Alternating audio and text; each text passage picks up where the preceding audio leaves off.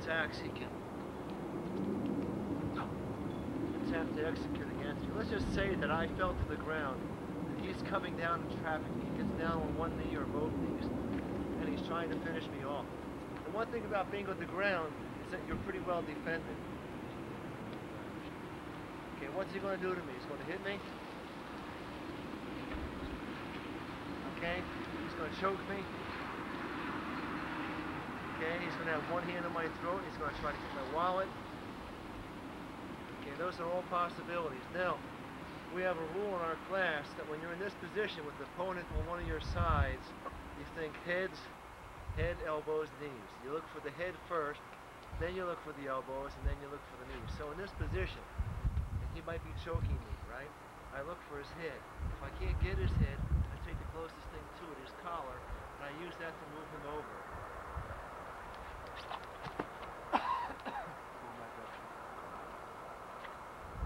Now watch how I combine the head with the elbow. Remember what I said, head, elbows, knees. Head, over the top, and the elbow. Releases the neck, over the top. That actually becomes a throw, because as he was riding over me, my elbow dug into his chest. Now, kneel with one knee outward. He's choking me.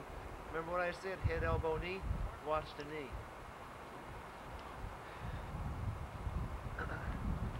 Okay, head, elbow, knee. Watch the elbows. He chokes. That's my escape. Over the top.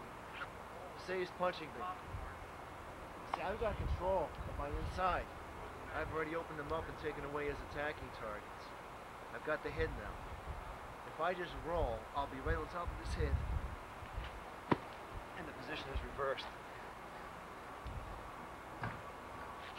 Okay, so that's one aspect that you need to understand. Head, elbows, and knees. You always look to the head first, then to the elbows, and then to the knees. And wherever you can combine them, you combine them. If he's on top, say he's punching me. Now watch, remember bit wrist lock? But the best thing to do is to keep it simple. Head, elbows, knees. He's here. I got the elbows. Elbows only. Same things. And I use his momentum to get me right side up. Okay, back down. So the next position is what happens if he's on top of me. He's sitting on my waist as an example. Okay? Head, elbows, knees. Still works. I see he can adjust his legs here. So what I do, if you'll watch my left side, see how I trap that? That's so he can't adjust. That means once I make my move, he can't easily adjust. Then I turn him over. That guarantees that he goes over. That becomes the fulcrum. If I don't do that, it changes the whole dynamic. See, if I don't do that, he can adjust that leg. See?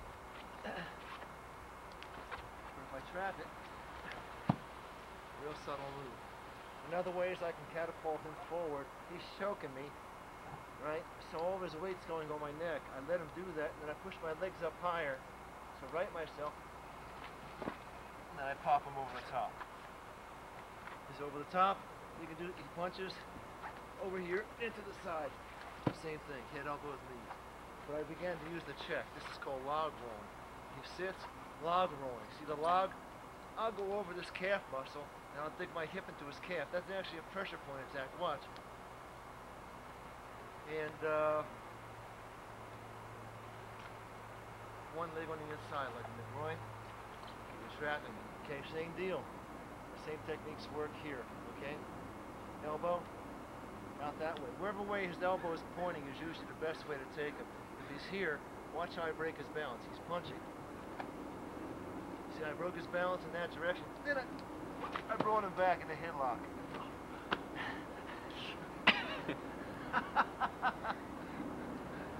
That's why I'm the teacher. I want you to understand there are many techniques that we work on with the ground. If you just take the principles that I summarized right here, and these principles go back to Caesar Archibek, Master Archibek. You can take these principles and do with them whatever you choose. I mean, there's an extensive amount of knowledge just in what I've said to you. Remember that when you're on the ground, you haven't lost a fight. Your defense has gotten stronger. It really has. And the attacker has gotten weaker.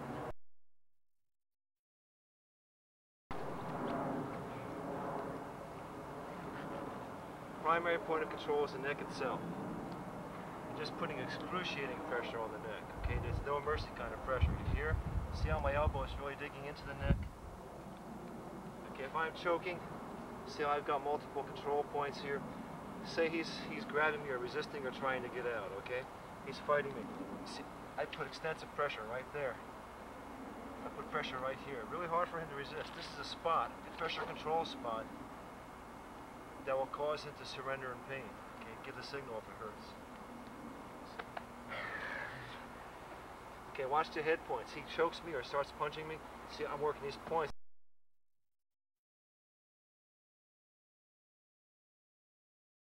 Okay, if he begins to fight hard, it's bang, bang, bang, bang, bang. Working multiple techniques, you become the mantis. And you can see I'm actually comfortable controlling him from the side like this. Now you watch, he doesn't have easy access to my head because I'm controlling him. See, I'm controlling the center. Now he comes up with a punch, right? See, I'm controlling the center. Look, and I've got a point here, point here, point here, point here. See, working all those points, that's the key. Keeping the tension on, look. See?